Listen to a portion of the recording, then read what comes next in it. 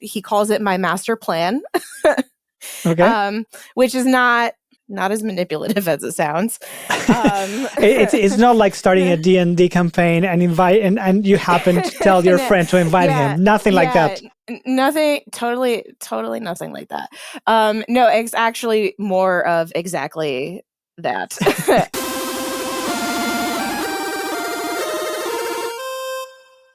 Hi everyone, I'm Alex, and I help shy, introverted nerds get over their fears and anxieties to find their player 2. Today I bring you Nicole, a nerd who found her player 2, and we're going to talk about how they ended up together. The idea is to address some of your questions, dispel some myths, and hear about the many different ways that nerds can find real relationships. Nicole, thank you so much for coming. Yeah, I'm so excited to be here. Thanks for having me. So before we get started with your story, what makes you a nerd? Oh gosh. Starting with the hard balls already. Oh my gosh. Yeah. No, I love that. That's a really interesting question because like when I was thinking about like coming in today and this conversation that we were going to be having, I was thinking about like just kind of how this all culminated. And when I started dating David, it was like I had finally found my group. And so I'm kind of looking at it from that lens because I think, a lot of my life it felt like kind of isolating without being like, not in like a heavy way, but just like I've kind of always been trying like to find out like who I am authentically, right? And so when you look at it, like, what are the things that I like? Well, I like reading. I like playing video games. I like, watching anime sometimes. And I like all these different things that, could make you like a nerd. But I really think, to me, like being a nerd is just kind of being authentically yourself and being comfortable with the things that you enjoy, that usually tend to be on a certain spectrum. Games, television shows, comic books, those kinds of things. But I mean, that's what it means to me. I hope that makes sense. Makes absolute sense. And I love, like, I haven't heard anyone yet talking about like sort of like doing the things you love that make you you, right? Yeah. So like I often talk about being your true self, which is what you're describing. It's like everyone says, oh, just be yourself. It's not just be yourself, because just be yourself could be being shy, being introverted, being afraid of rejection. But being your true self is saying, I like this stuff. Yeah, just finding what you enjoy and immersing yourself in it for sure. Yeah. I love it. Awesome. So where does your story with your husband start? It starts actually without him. Sounds good. So I got a job out of college. I had finished my education. I got a job working as an instructional designer at an online school. And I remember just kind of like going into that experience, like, not knowing anybody or anything. I had one friend who worked at that company. It was kind of how I got that job. And for a very long time, it was just kind of like me and her, we would hang out and have lunch together. There were a bunch of other people that worked there that were about our same age, who I very slowly over time started forming like this amazing friendship with, and they're some of the best friends that I ever have. One of them, his name was Max. Shout out to Max. He was engaged at the time, and we'd become such good friends that he wanted to invite me to his wedding. And David was actually one of his groomsmen. He knew him in high school.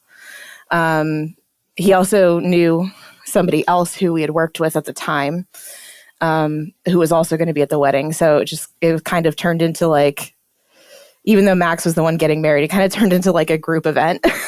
Okay. And I just remember like one day I was sitting in my office and Max comes over and he's like, I need you to come over to my desk for a second. So we go over to his desk and David's Facebook profile was pulled up and he said, this is my friend David. He's single and physically fit. Which like I just right, like I'm like, that's hysterical. Like, okay, I guess those are 2 qualifications, like check and check. And he's like, I think that you guys would be really good, like you'd be a really good match for each other, and I'd love for you to meet him. Like, he's going to be in the wedding, and I just want you to know about it. And then he said nothing to David. So we actually, that's how we met at my friend's wedding. I went in completely knowing like, hey, I'm going to go talk to this guy. And he went in completely blind. Okay. So like you were, it would be like a half blind date. Yeah, basically. At the wedding. Yeah. Were you guys sat together? We weren't. He was sitting at a table with like the rest of the groomsmen, but it turned into one of these situations where we at the like we went through the ceremony. It was beautiful, and then we went into the reception. We did the cocktail hour sort of thing. Everybody got up and gave their speeches and things like that. And then once like dinner was being served, like I got up and I went over to see my other friend who was one of the groomsmen, who also knew David because he was, we worked together as well. And he was just like, oh, have you met David? And then, it just kind of, we danced together, we hung out, we talked a little bit and got to know each other. And then it wasn't like, I don't want to say it wasn't like an instant connection. Like we really hit it off for sure. But it wasn't until like 2 years later that we actually started dating. That was just like the first time that we met. Yeah. Before we go to 2 years later, what did Matt see that he wanted to introduce you to? Do you know? You mean like why did Max want to introduce me to David? Max, Is sorry. That, yeah. Oh no, that's okay. I think that he just saw that we were like just very compatible people, and just kind of like how we talk, how we can converse with each other. David and I do this thing where we just kind of like riff off of each other, where we have like, we can have a conversation. We can have like 3 different conversations at once. And we're just kind of like weaving in and out of these like stories between each other, like while we're having dinner or whatever. And I think it's just, it was, something in our personalities that we just kind of mesh. I'd have to guess that was kind of it. I probably have to ask him to be sure. But yeah, I think it was just, he saw a similar person, but not the same person in each of us, I would think. Interesting. That's pretty cool. So what did you think when you first met him at the wedding, when you saw him?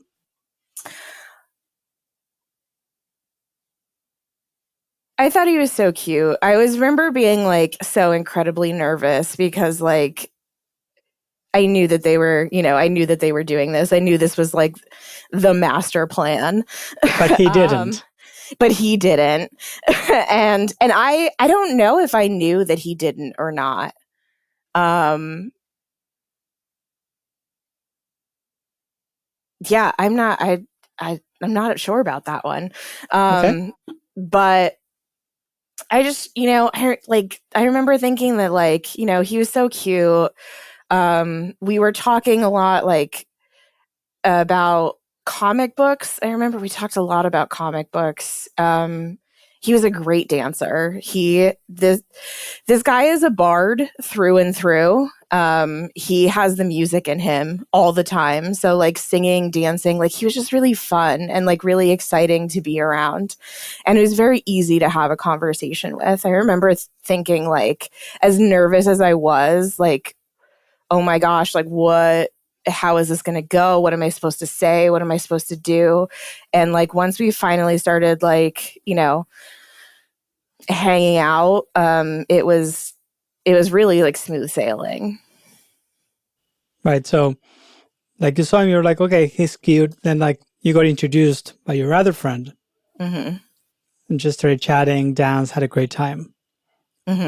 You clicked, but you said it took 2 years. What happened?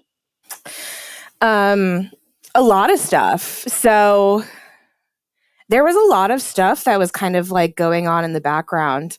One of the things that I kind of poke fun at him for all the time is that like at the end of the wedding, I remember we were leaving and he was like, oh, we should hang out more often. And I was like, okay, yeah, great. And then he didn't ask me for my phone number. And then he was just like gone. Like at one point, like the bridal party like left to go wherever it was they were going. And then he just like wasn't around anymore. And I was like, what just like, I thought I had a great time. What just happened? Do you know what happened? They just left.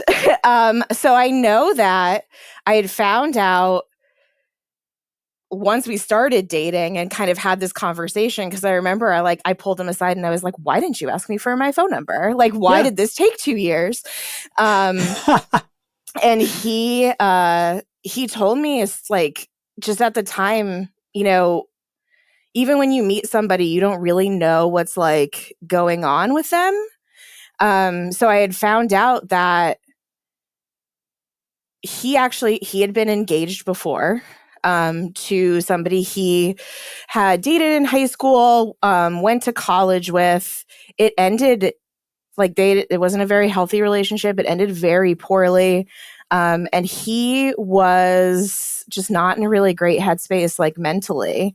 It wasn't necessarily recent, but I think the weekend before that, he had been at another wedding that he was in, where like the two of them were both there. So like he was, having a time. So I'm sure I was completely unexpected, like in the situation, like me coming out of here and being like, oh, we're going to, I'm getting introduced to this person who I might potentially date. And he's like not even thinking about dating at that point in time. So we were just like, not that we were on different pages, because we both had a great time with each other, but like we were just at different places in our lives. And it took him, he was also studying abroad.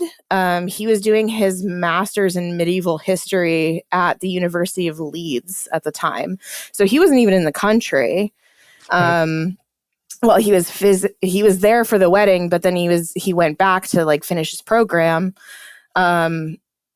So yeah, it was just, he had a lot of work to do, I think, on his part, just kind of like coming down from that past relationship and preparing himself for a new one. We got there eventually. But it took about 2 years to get there. Yeah. Yeah. I'm surprised that Max suggested that like you should meet him, knowing that he maybe he didn't know, right? That he was coming out of that. I think he didn't know about the other wedding that he was in. Right. I think that he knew that, he had this friend who was single. I don't think it was newly single. I think it had been a little while, but I'm not sure if they ever really like talked about that deep of stuff, right. I guess. And David is, like I said, like David's a bard. He's like a really good actor. He is good at just, having conversations with people and keeping it light and keeping it jovial and, that's, pretending. he's really good at masking when he wants to. So, I mean, that's the heavy part of the stuff, but that's part of, that's just something that we had to go through. Yeah. We went through it together, weirdly, but not, because it was just like kind of his journey. And I think that's kind of what started it. Oh, interesting. Okay. So after the wedding, he doesn't ask for your number. You're like, what the heck? Yeah. And what happened then? So Max got married as the beginning of October. My birthday is at the end of October. And I love my birthday. It's very important to me. And up until that point, I had never played any TTRPGs or anything like that before. And Max was one of those friends who, like, he had been into that. He was, playing a bunch of games with different people. He knew that I was interested in, like, Dungeons and Dragons, learning how to play. So he bought me the starter set for my birthday. And he put together a game for my birthday. And I remember he gave me the starter set and I opened it and he's like, give me, a couple days and times. He's like, I'll DM for you and we'll put a game together and with our friends and his wife. And we ended up doing that. And I remember being like, is your friend David going to come? Had you been talking to David in between? No. Okay. But you still remembered. Yeah. And it was just, it was earlier that month and I was still sitting there like, this guy didn't ask for my phone number. And I'm like, so how can I, like, we friended each other on Facebook and I don't know why, but I was like, I'm just not, like, I don't know. He said that he wanted to hang out with me. He should be the man. Well, I don't even believe in that, but it was just like, it was just more so that, like, I was unsure of kind of where I stood because I had got this messaging that was like, I want to hang out with you more. And then not the action behind it to, like, facilitate that. So I'm like, okay, well, I think that he was very genuine when he said that. So I'll be the facilitator, but I don't want to reach out and be like, hey, do you want to play?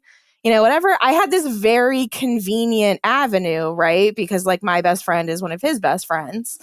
So I was like, let me play those cards. So we set up a game and we started playing a game. We had I believe it was monthly. We would do a monthly game with a bunch of our friends, and, like, they taught me how to play D&D. Max did a lot of teaching because he was the DM, but having David there, who has also, like, he played a bunch, it gave me opportunity to kind of, like, ask him questions and, like, have him, like, help me a lot with role play, because that was something that I was incredibly new to, and him being the bard is super, super great at, like, that kind of stuff. So we would have, like, scenes where we would riff off of each other, and, like, we just really started forming that friendship. Like, we started forming a bond through this thing that, like, I loved it. I thought it was great. Obviously, like, we played it for quite a while. And even once that game petered out, then David started a game when he came back from England, started running a game for his brothers and his nephews. And he was like, I'm going to invite Nicole to play. So we just kind of, we were TTRPG buddies for a while. So that first game was online? It was online and then in person. He had, I believe we did, like, a session 0 online by the time we got started. And then it was in person once he completed his program and came back to the United States. Right. Right. So So you guys started playing. You played the first campaign with Max. Then David started his own. He invited you. Were you guys having any sort of friendship outside of the campaign, or was it just within the group? So at first, it was very much just like, I'll see you at the table. When we did that first campaign. Once we got to know each other a little bit better, I think he got like a little bit more comfortable with me, and we kind of started learning some stuff about each other. So the one thing that, all my friends know almost immediately is that I love Nicolas Cage. I love his movies. I think he's a very underrated actor. I'm sure, this is probably a hot take, but I love Nicolas Cage. I love fun facts about him. His life is so weird. So David learned that very early on, and that was kind of like he found his in. I guess he came across an article about a new Nicolas Cage movie that was coming out, and it was like an interview that he did where, they talked about just this weird thing where he he was sued by like the Mongolian government for owning a T-Rex skull from like one of their museums or something, like something crazy. And he was like, what is going on here? And I was like, oh yeah, the T-Rex skull. Like, yeah, he had that. He gave it back. It's okay. We all know the story, clearly. Yeah, obviously. He got it like an art auction, and he ended up giving it back and paying a fine. It's fine. But that was his, like, one day I just got a text from him that was like, what is this about? Like, what is going on here? Can you inform me? And I was like, yeah, right. I'll tell you about the T-Rex skull. Sure. So we did have after that, we had a fairly regular, like, chatting conversation. It would be like every couple of days. And then at some point it was just like, at least once a day I'd hear from him, and then it was kind of like all day every day kind of thing. Like, it just kind of blew up from there while we were also doing like the game that he was running. So right. Yeah. Do you know if from his side if there was an intention behind that first message? I don't think that there was. So I feel like our story seems just kind of like a roller coaster, because very early on when we were like texting, at one point I remember him like asking me, like, because I guess, Max is over here being like, hey, do you want to date my friend Nicole? Once he had started the table game with his brother and his nephews, I guess his brother even got in his ear and was like, that girl is really cool. Like, why aren't you dating her? And so I think he was just like hearing it from all these people, and he was just kind of like,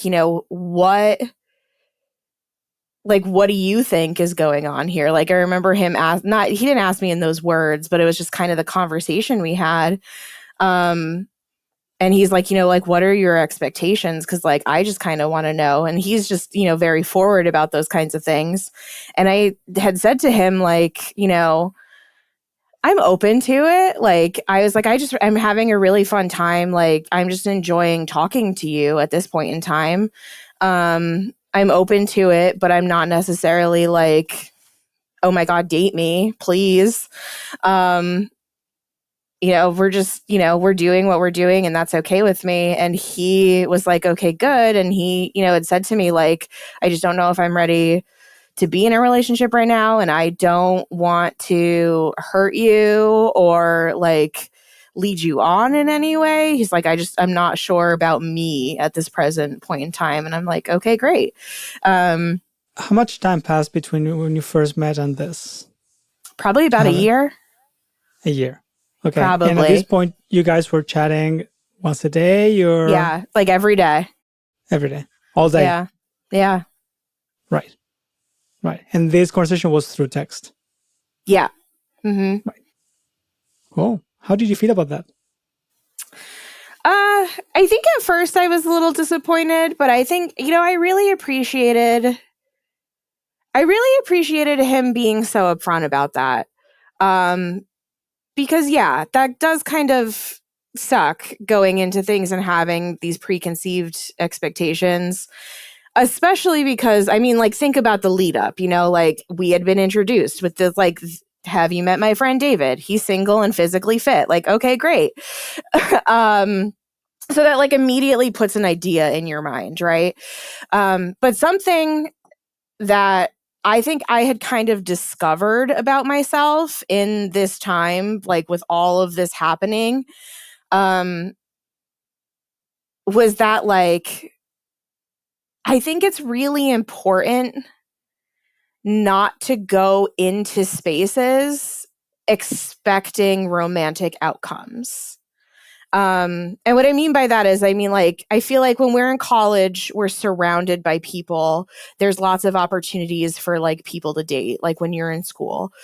When you are out of college, that pool dwindles so much. And I remember, like, starting my job and thinking, like, oh, like, will I be able to find somebody to date, like, who I work with? Don't date people who you work with. Like, that's a bad thing. Don't think like that. But I went into that kind of, like, thinking that because, you know, I was no longer in these communities where I had all this access to people to date. And I remember, like, the guys that I was working with, like my friend Max, he was engaged. My friend Doug was already married. Doug was the other co-conspirator in all of this, if I didn't mention that before. And everybody else was just like, I didn't know them, or I didn't have opportunities to know them. And so, like, I had almost dismissed my friendship with Max and Doug, excuse me, because I had thought about it, like, in this lens, like, you know, I can't date them.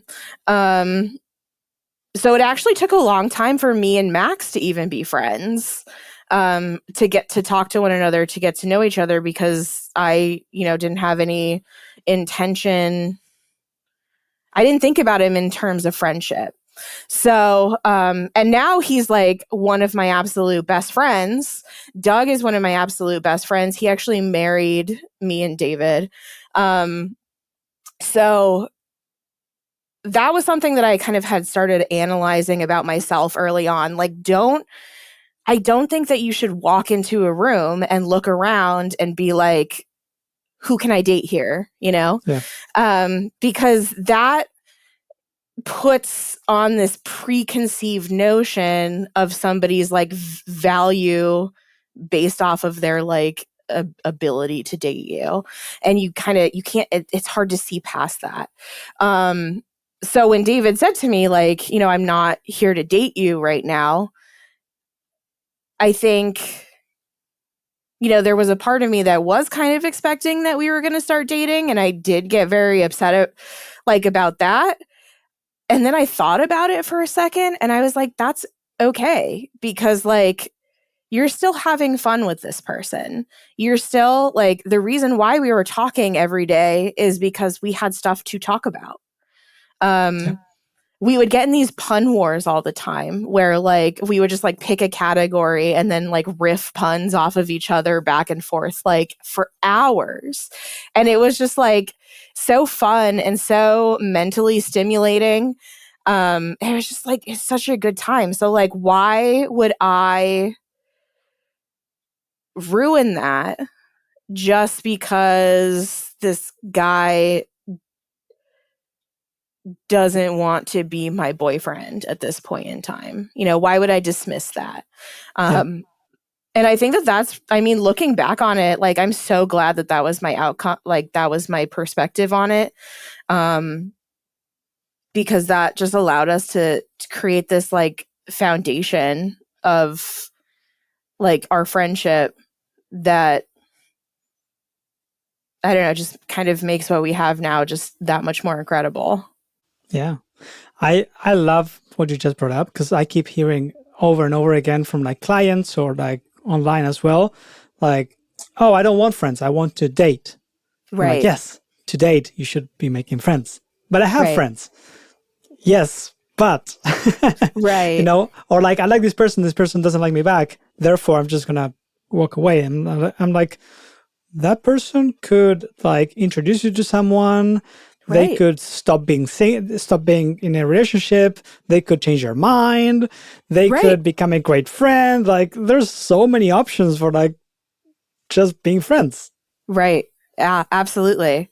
And I mean, that's exactly what happened here. Like I, gave Max a chance to be my friend. He introduced me to somebody who, he obviously we're married now, so he did change his mind, Yeah. So if you just go into these like situations with those preconceived notions, you're putting yourself in a box, and you just have to be open to like what's going to happen. Like so many different things can happen. Yeah.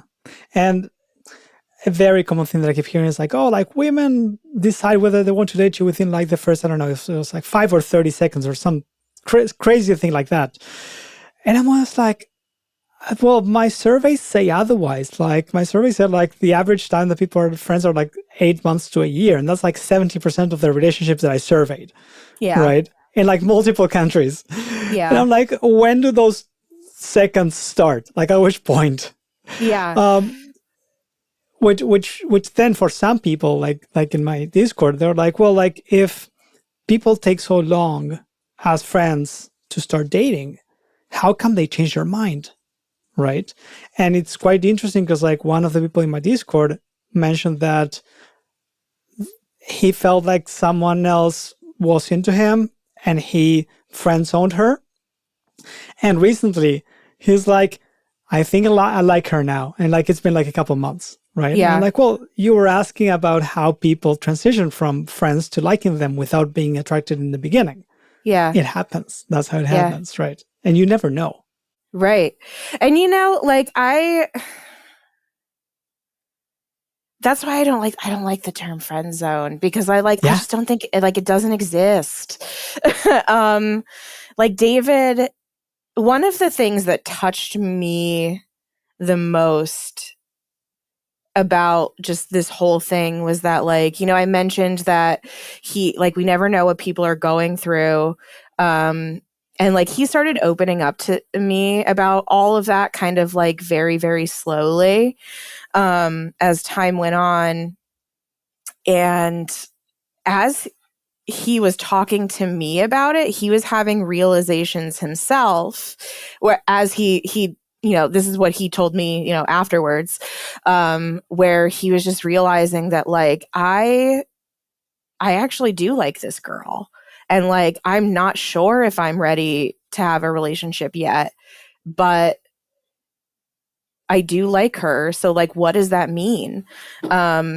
He texted me the one day and he was like, I'll never, this was in my wedding vows. Like, I'll never forget this. Like, this is the moment where I'm like, oh, I'm in love with this guy.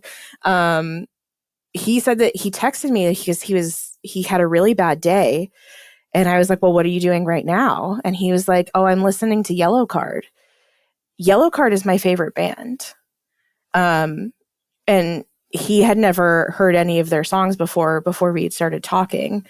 So he's like, I'm just, sitting here listening to Yellow Card. And I was like, why are you listening to Yellow Card? And he's like, because it's your favorite band. And, it makes me think of you. And like, that makes me happy. And I'm like, you love me. What else you need? Right. And I'm like, you love me. I love you. Wait, were you still friends at this point, or were you already dating? We were still friends at that point. And it was then, I think it was like after that, he actually like, he went to therapy. He started going to therapy because he was like, like we all have our baggage. And he was like, I don't want to make you carry my baggage. So like, I'm going to go talk to somebody and, get out of my own head and see if this is something that we can do. And we started dating like very shortly after that. because his therapist was like, yeah, you like this girl, what are you doing? But give me my money. Yeah. Yeah, essentially. Duh. Yeah, your hour's up. But yeah, like things like my point being here is that like you never know what's going to happen. Things start out one way. He had to find himself along the way. I had to find myself along the way. And it just, until you start like really kind of examining where you are in that situation. Because it's really, that's kind of what the focus is. Like we each had to focus on ourselves individually while we were like building this friendship to get to that kind of like rock solid place and actually start dating. Yeah. You were saying like you don't like the term friend zone. I use it because everybody uses it, right? Right. It's what everyone says, right? But the way that I see it, and that I'm seeing really clearly with your story, is the way that I see it is you have attraction on the one hand and you have friendship on the other. And those are completely separate things. Yeah. Right. You can have attraction without friendship. You can have friendship without attraction. You can have both, none, whatever. And I really like that in your case. It's like you had both, but you still kept the friendship. And it was clear. And you guys were even talking about it. Mm-hmm. Right. And because there's also the fear of, for many people, it's like, well, if I tell my friend that I like my friend, then that's going to ruin the relationship, or like something crazy is going to happen. Right. Mm-hmm. And in this case, he was like, okay, here are the cards, all cards on the table. I like you. I'm not ready. Let's talk about it. Mm-hmm. And you just kept the friendship, which I think is beautiful. Yeah. Yeah. I mean, it worked out in the end, but even if it didn't, like, even if we didn't get to the place where we are now, like, we still would have fun with each other, like we would still probably be playing games every once in a while and having our pun wars. And like, these things aren't inherently romantic, but they led there, but they didn't have to. Like it really just was, when it comes down to it, like I just enjoy this person for who they are. And I just appreciate him for being, who he is, and he makes me laugh. He makes me, he makes me feel good about myself. And I expect that from all of my friends, not just my husband, like that's why they're my friends. So yeah, it really is just like a core tenet of our story, is that friendship piece. How did you feel for so long, like liking him? And I'm guessing like the more time passed, the more your feelings grew. Mm-hmm. But just like, I mean, the feeling that I get is like being stuck, being a friend, right? Because like he knows you like him, and he's like, no, and you're still friends, and you still like him. Like, how did you sort of like keep the friendship going without sort of getting too upset?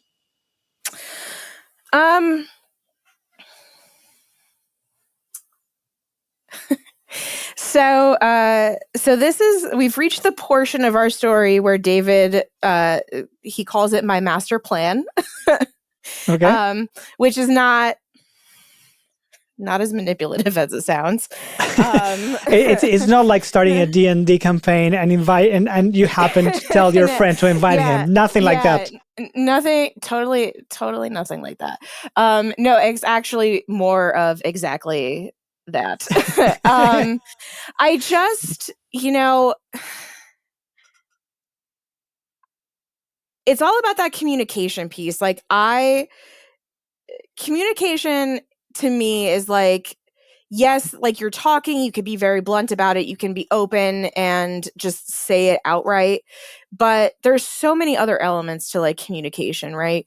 So like how people are reacting to you, like verbally, and like, I don't want this to sound like, read between the lines, because I feel like that's also a problem with a lot of people dating is that they're looking for clues when like just hear what people are telling you. Yes. But at the same time, like, you also have to be very coherent of the situations that you're in. So like my example here is just that like I continued to make space for other, like, I guess like other types of I don't know if this is making sense, but like, For for romance. example, yeah. So for example, like I said, my birthday is really big for me. So I think it was either a year or 2 years, somewhere in between there, after we had met at the wedding and we're hanging out and we're doing our friendship thing. It was after our conversation. He said, "I'm not ready yet." I threw a murder mystery birthday party. And I we went all out. Like I transformed, it was like Western themed. So like I transformed my apartment into like an old time saloon. And like we had like we went crazy with it. And so I like gave my friends, like they all had characters they had to play, and like we did the whole clue thing, and like it was a lot of fun. I made sure that I picked a murder mystery that kind of had a romantic element to it. Whoops. But it didn't have to, again, because like I wanted to leave space to kind of like, well, what happens, like happens.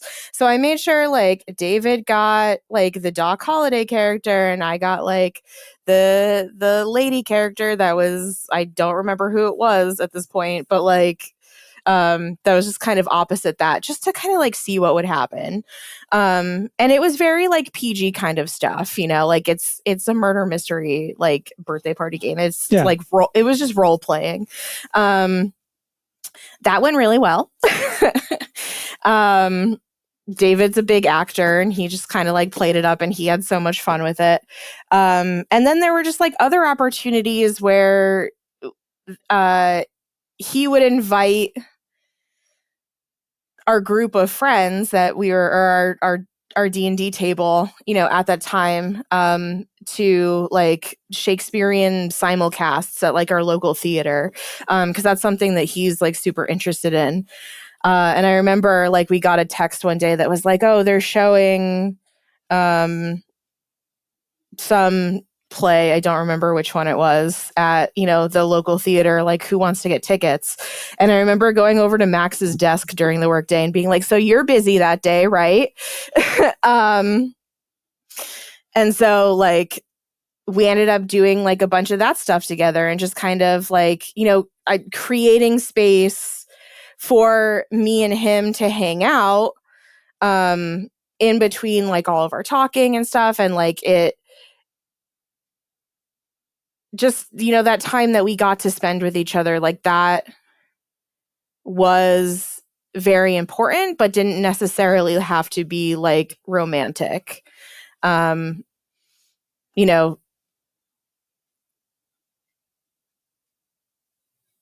It was like, me and David and like Benedict Cumberbatch, like, watching this, like this Shakespearean play, and just, making that time for like each other's interests, and just hanging out with each other on a level that was like kind of a date, but like not kind of a date.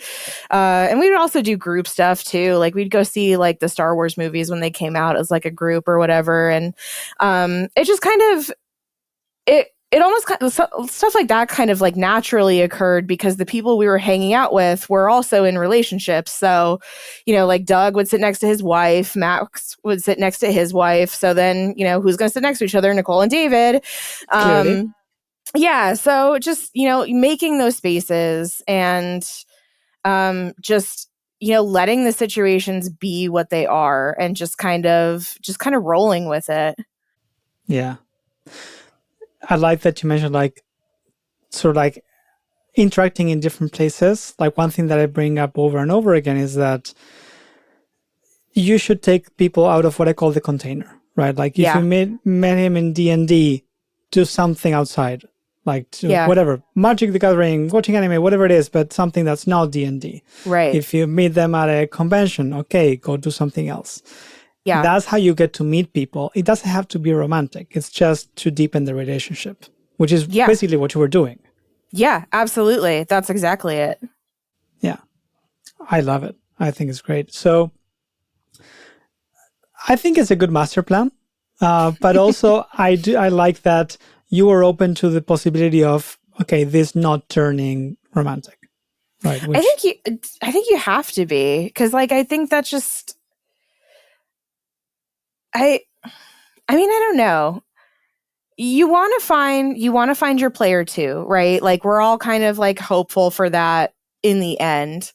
But even using that analogy, like you have to be able to work well together. Like these co-op games that come out, like they're hard, and you have to like be super like trustworthy. Well, you have to be like super trusting, with like the person that you're playing, and like you each have to understand, your particular role in the game. I'm thinking specifically about like It Takes Two, the game. I don't know if you're familiar with that at all. Haven't played it. I've seen some of those couples games, yes. Yeah, but I haven't played it. But yeah, it's a lot of in that game specifically, it's a lot of like you're playing as a couple who have very specific roles and jobs that are assigned. And so like you have to trust that like your person can platform and go over to this and do their special thing while you're over here waiting to do your special thing. So those two things can combine and you can like pass the level. And I'm terrible at platforming. So David's always over here like sitting there like twiddling his thumbs, waiting for me to get to where I need to be. But he's super patient about it and doesn't care. And like, that you need to learn that stuff, Hey, you were patient for 2 years. Right. It's his turn now. Yeah. I mean, right. Exactly. So like you have to learn that stuff about each other, because if you're gonna, have somebody who's like sitting on the couch being like, oh my God, why can't you make that jump? Like that's not good. That's not good. Yeah. So like after those 2 years that like you guys were like hanging out, you had your master plan that you were executing perfectly. At what point, like, how was the transition? Like, did he like just text you? Was it like, okay, hey, let's go on a date? Like what happened that it went from friends to more than friends? Yeah. So I actually also really like football. I'm an Indianapolis Colts fan. Go Colts. David is not. He doesn't know anything about football. So like I don't remember how it started exactly, but it would get to a point where I'm sorry. All due respect, I have to go back and pay respects to Nicolas Cage. It was Nicolas Cage again, honestly, because we're having these conversations, and I one time said to him, like, I need to school you. Like, I need to teach you about the genius of Nicolas Cage. I have like a master list of all of my favorite movies in order of importance and why. And like, you just need to sit there and listen to it, because like this is a thing that I care about. So we planned a Nicolas Cage movie marathon. We spent an entire weekend in my apartment watching Nicolas Cage movies and essentially just giving him and essentially just giving him an education in like, one of Nicole's favorite things. And after that, we were like, okay, well, we're done with Nicolas. I remember he asked me, he's like, well, we're done with Nicolas Cage. Like, what's next? And I was like, well, it's football season, dude. So you're not, Sundays are for football. I gotta play my fantasy football. And he was like, oh, I could watch football. And I was like, okay. So he would come over on Sundays and he would watch the Colts with me.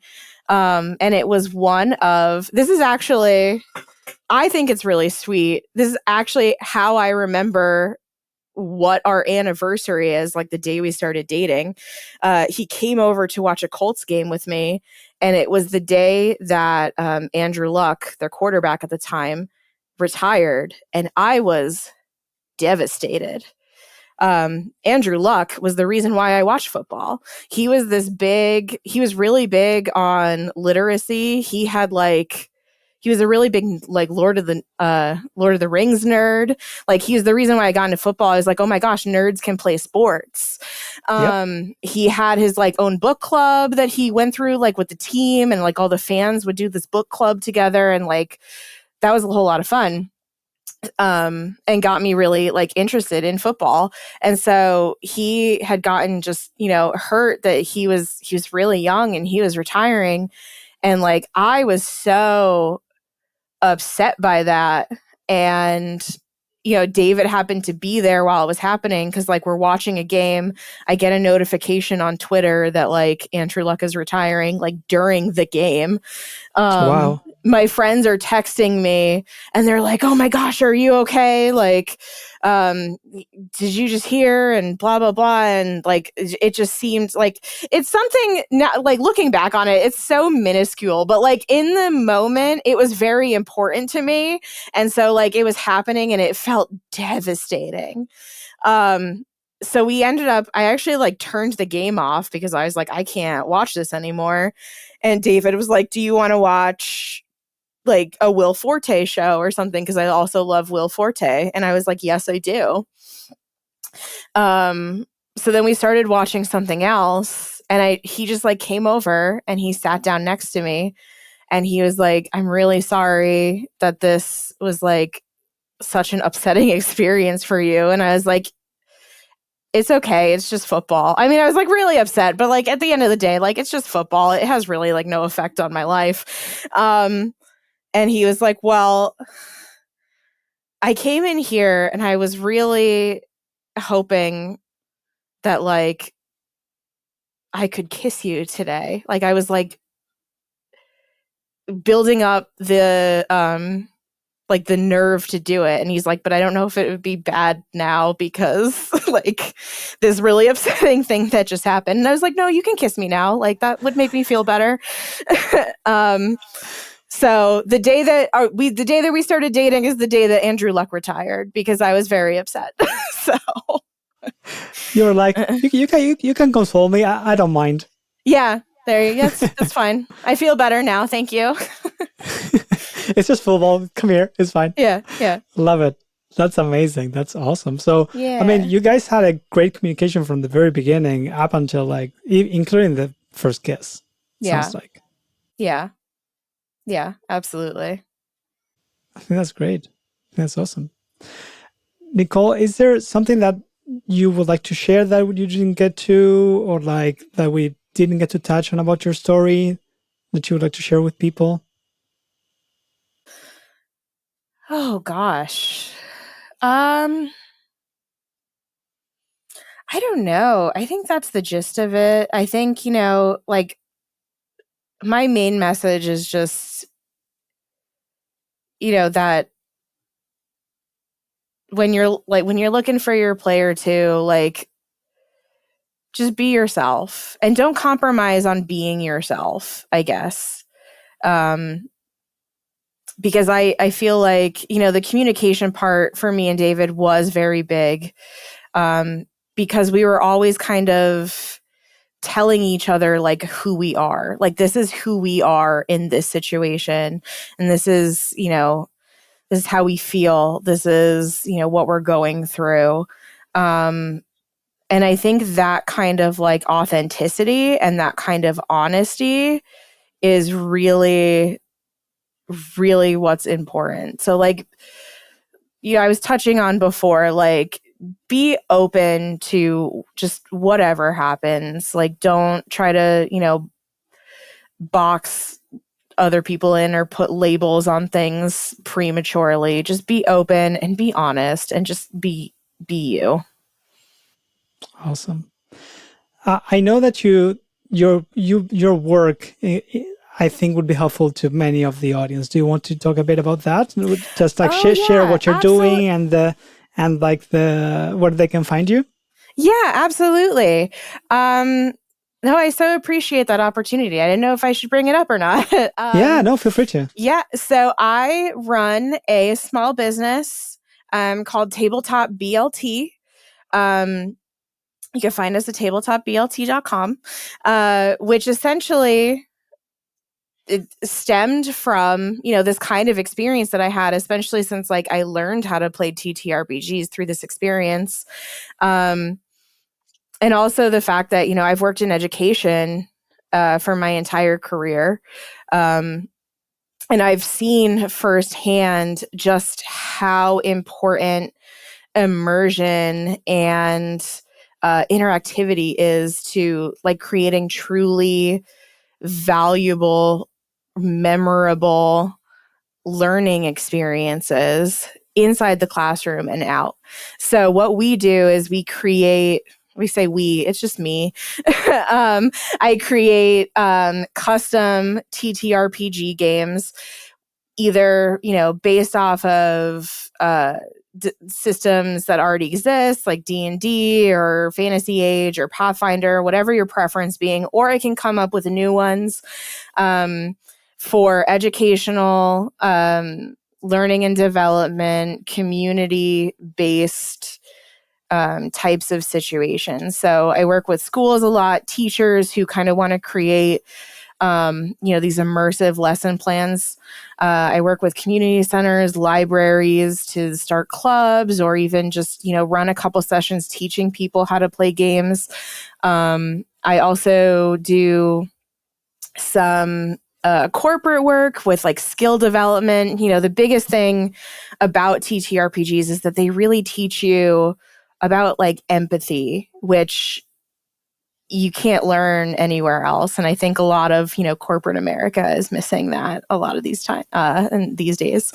And then I also just like, if you want to throw a party, if you want to have friends, if you want to learn how to play, if you want to do a bachelorette party, like I got the games for you. And a lot of the community centered work that I do is around skill development, learning how to talk to people, learning empathy, learning communication, learning, all of those things that you'll find on a character list skill sheet that you might not otherwise. I got a few ideas in the works. I've been thinking recently about how I can do like 20-minute one-shot speed dating events. Noodling that one over, but like we're trying to do fun stuff like that and get people out there and just, learning how to talk to each other and how to play games with each other and how to have fun with each other, because that's what this is all about. Yeah. Sounds awesome. I think the work you're doing is great and it's really, really needed. Thank you. Everyone watching and listening, if you have any questions for Nicole or for any past or future guests, leave a comment, send me an email at dm@datelikeanerd.com or at datelikeanerd anywhere on social media, and maybe we can bring her back and just continue exploring either about her story or what she's doing. Take care and continue playing.